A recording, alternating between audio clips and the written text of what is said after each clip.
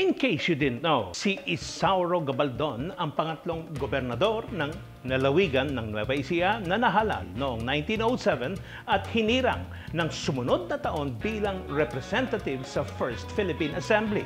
Napili rin siya bilang kinatawan ng Philippine Resident Commissioner sa US Senate noong 1920. Ipinanganak si Isauro Gabaldon noong 1875 sa San Isidro, Nueva Ecija.